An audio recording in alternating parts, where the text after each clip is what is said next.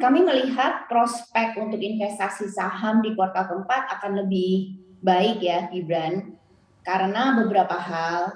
Memang kami melihat adanya potensial dari ekonomi recovery disebabkan karena kondisi dari pandemi COVID di Indonesia yang tentunya sudah membaik ya, jauh lebih baik ketimbang kuartal sebelumnya. Nah, hal ini akan membantu tentunya pemulihan ekonomi di kuartal keempat tahun ini, dan tentunya hal ini baik untuk sentimen di pasar saham. Dan yang kedua, kalau kita lihat harga komoditas juga sangat baik, baik itu harga batu bara maupun harga kelapa sawit, di mana dua komoditas ini akan membantu angka-angka makroekonomi Indonesia, yaitu seperti trade balance, seperti current account, sehingga ini akan cukup baik ya untuk sentimen rupiah.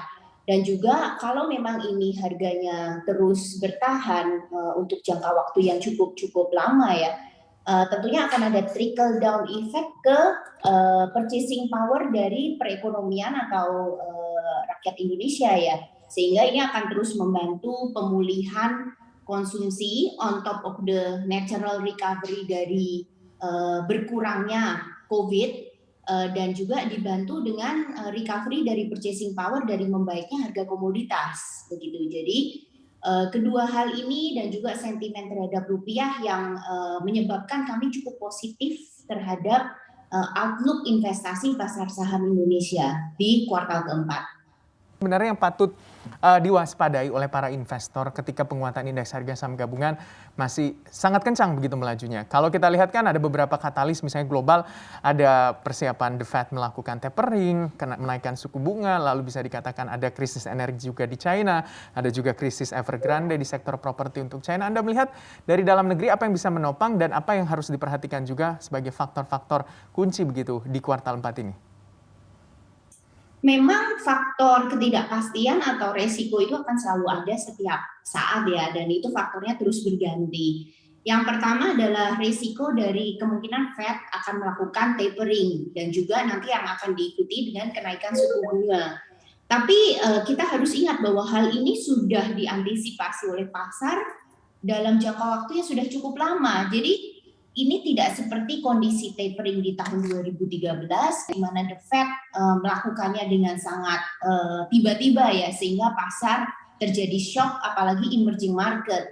Dan juga kalau kita ingat kondisi makro kita di saat Fed tapering yang pertama itu kondisi makronya jauh lebih buruk karena account defisit kita lebih tinggi, trade balance kita juga mengalami defisit. Sekarang kondisinya jauh lebih baik. Jadi kekuatan Indonesia dalam menghadapi actual tapering itu sudah lebih baik, lebih solid ketimbang the first tapering. Itu yang resiko pertama.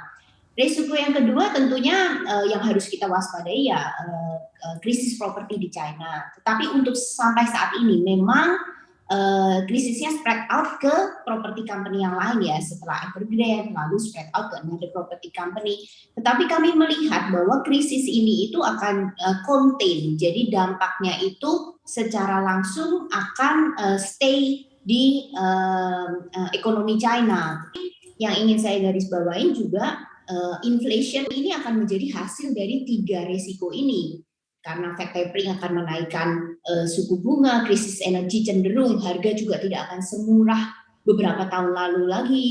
Akan tetapi kita ingat bahwa valuasi pasar saham Indonesia ini jauh lebih menarik dibandingkan pasar saham negara lain, karena memang kinerja kita beberapa tahun belakangan ini jauh lebih underperform ya dibandingkan negara yang sudah maju, developed market, atau dibandingkan dengan bahkan emerging market seperti China, seperti emerging market yang lain, kita juga cenderung lebih underperform, sehingga memang ada potensi bahwa Indonesia itu bisa melakukan catch up terhadap valuation pasar saham yang lain.